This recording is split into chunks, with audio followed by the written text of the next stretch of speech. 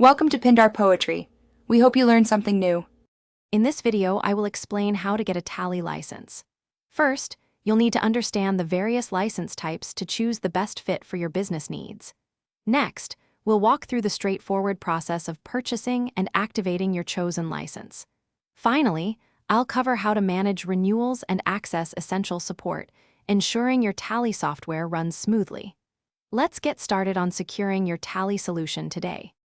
Tally offers different license types to suit various requirements. The Silver license is ideal for a single user or a small business operating on one computer. If you have multiple users needing access, the Gold license is perfect, supporting unlimited users over a local area network. There are also educational licenses, providing full software functionality for students and learning institutions. Carefully consider your operational scale before making a choice. Once you've selected your license type, the next step is purchasing. Always buy your Tally license from an authorized Tally partner to ensure authenticity and support.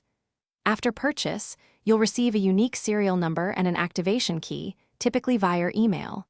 Then, simply open your Tally software and follow the on-screen prompts to activate it online using these details.